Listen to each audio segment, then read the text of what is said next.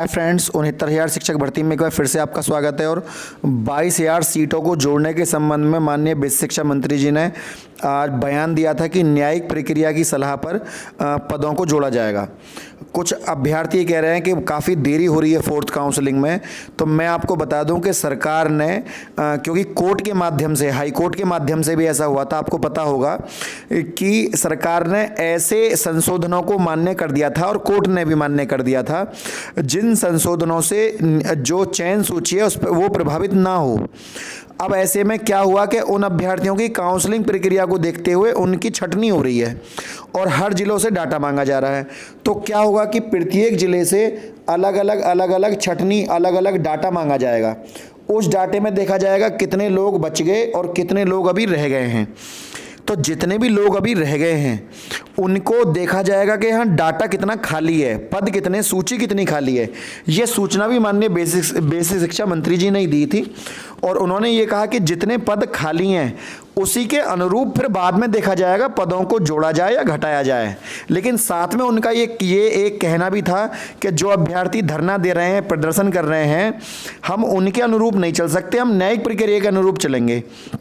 तो यहाँ पर कहीं ना कहीं आज अच्छा कुछ दूसरा इसमें एक तथ्य ये भी है, कहीं ऐसा ना हो कि अभ्यर्थी अपना आंदोलन, अपना धरना उसको कम कर दें, क्योंकि हमारे माध्यम से जो भी सूचनाएं दी गई थी आपको पता है कि बिल्कुल ठोस और तथ्य तरीके से दी गई। हमने वहाँ पर कहा था कि गोरखपुर पीठ में माननीय हमारे जो सीएम हैं, हमारे चीफ मिनिस्टर साहब, मुख्यमंत्री आदित्यनाथ योगी जी, वो जब गोरखपुर मंदिर में गए थे, शिव मंदिर में महीने में 2 बार जाते हैं, तो वहाँ अभ्यर्थी जो गए, देखिए जिस अभ्यर्थियों का जो मुद्दा होता है वो अपना मुद्दा उठाते हैं। तो उन्होंने वहाँ मुद्दा उठाया कि सर 1280 सीटें जो रह गई थी उनमें से शेष सीटों को नहीं जोड़ा गया, उनको जोड़ दीजिए। अब कोई बच्चा वहाँ पर जाकर केवल और केवल आप एक पक्ष को, मैं किसी का नाम नहीं ले रहा, आप एक पक्ष को वहाँ पर उठाएं तो गलत है। आप पूरा मुद्दा उठाइएगा। वहाँ आपने जो आज बात उठाई वो अधूरी उठाई। आप पूरी 22,000 सीटों को जोड़ने के संबंध में बात करिएगा। आप ये सोच रहे हैं कि 1,000-1,500 सीटें जोड़ेंगी हमारा नंबर आ जाएगा, तो आप ये ना सोचिए। आप सोचिए कि जब आप पूरे मालिक से मिल रहे हैं, जो राज्य को संभाल रहे हैं, और उन्हीं के आधार पर सीटें जोड़नी भी हैं, उन्हीं के आदेश पर। देखिए नीचे जितने भी मंत्री गण हैं हमारे उत्तर प्रदेश में, ये सब माननीय मुख्यमंत्री जी योगी आदित्यनाथ जी के अंडर में आते हैं और उनका आदेश सर्वोपरि है और उनकी नॉलेज में मुद्दा भी उस लेवल तक पहुंचा नहीं है जिस लेवल पे पहुंचना चाहिए। तो आपको मैंने सब तरीका बताया, लेकिन आप वहां तक पहुंचकर भी अधूरा काम करके आए, ये गलत है। तो मैं अपनी टीम से भी कहना चाहूंगा कि वो जो लोग हैं वहां पर बिल्कुल बढ़िया तरीके से काम करें, ठीक है ना। अब प्रत्येक जिले में जो टीमें बनाई गई थी, तो वो गोरखपुर टीम जो है वहाँ पर जाकर उनसे मिलें और अपनी बात को वहाँ रख दें। बिल्कुल देखिए, चाहे विपक्ष का चाहे पक्ष का किसी का भी सहारा लीजिए, सीटों को जुड़वाने का काम चलता रहना चाहिए। ऐसा नहीं है कि माननीय मंत्री जी ने आश्वासन दे दिया तो आप चुप लगा जाएं। आज वो जो ऐसा कह रहे हैं तो उसका कारण भी यही है कि आपने सफलतापूर्वक धरना दिया, आपने प्रदर्शन किया और आपने काम किया। उसलिए इस तरह के बयान दे रहे हैं कि जब सीटें बचेंगी तो हम देखेंगे उनका क्या करना है। तो आज ऐसा बयान दे रहे हैं। आने वाले समय में जब ये चीज़ें चलती रहेंगी तो बयान ये आएगा कि हम इन सीटों को जोड़ेंगे, आप धैर्य रखिए। फिर बयान आएगा हम जोड़ने वाले हैं, आप धैर्य रखिए। और फिर इतने ही चुनाव आ जाएगा और फिर सीटें जुड़ेंगी भी, और ऐसा ही होता भी आया है। तो आप थोड़ा सा जो है यहाँ पर इस बात को समझिए और बात जो मैं कहना चाहता हूँ उसी के अनुरूप काम करिए। मैं आपको एक नोटिस दिखाता हूँ अभी।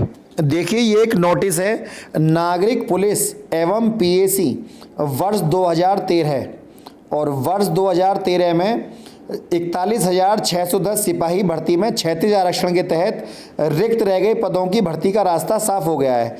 हाई कोर्ट ने रिक्त पदों को इसी भर्ती प्रक्रिया में अभ्यर्थियों से भरने का निर्देश दिया है।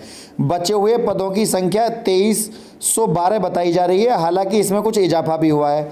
इस पर कोर्ट ने पुलिस स्थापना बोर्ड को पदों को सही संख्या का पता लगाकर 6 माह में नियुक्ति करने का निर्देश दिया है।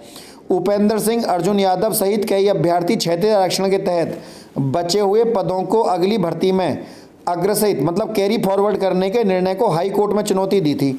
याचिकाओं पर वरिष्ठ अधिवक्ता अशोक खरे और अन्य अभ्यर्थी अशोक श्रीवास्तव अभिषेक श्रीवास्तव 41,610 कांस्टेबल की भर्ती का विज्ञापन 22 मई 2013 को निकाला और अंतिम चयन जो आया था जुलाई 2016 में जारी किया गया।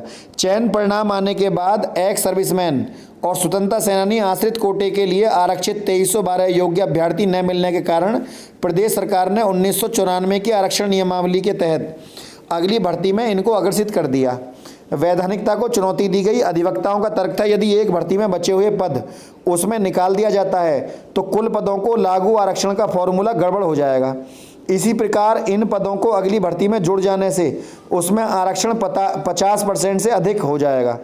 यदि यह इंदिरा साहनी केस में सुप्रीम कोर्ट के निर्णय का उल्लंघन होगा और आरक्षण 50% से अधिक नहीं हो सकता। इस व्यवस्था से संविधान के अनुच्छेद 14 और 16 का उल्लंघन होता है। प्रदेश सरकार ने 7 अप्रैल 2016 को सर्कुलर जारी कर फॉरवर्ड नियम समाप्त कर दिया। देखिए, प्रदेश सरकार ने 7 अप्रैल 2016 को सर्कुलर जारी कर कैरी फॉरवर्ड का नियम समाप्त कर दिया था। इस प्रकार धारा 3(5) में डिलीट हो चुकी है, मगर इसका प्रभाव पश्चातवर्ती है, इसलिए यह पुरानी भर्ती पर लागू नहीं होगा।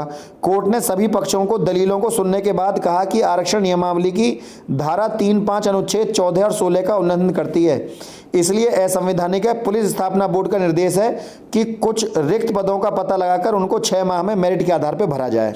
देखिए, अपना मुद्दा भी ऐसा ही है कि 22,000 पद जो है यहाँ पर खाली पड़े हैं।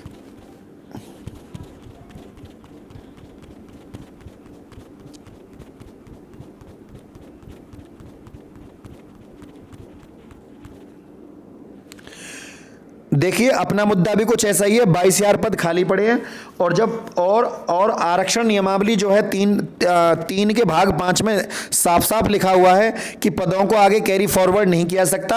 अगर किसी भी आरक्षण से सीटें बच रही हैं तो उनको उसी आरक्षण के अंतर्गत सीटों को भरा जाएगा जिसके तहत वो निकाली गई थी। ठीक है, तो ये 1,37,000 पद पूरे भरे जाएंगे अभी इन्हीं दोनों भर्तियों में।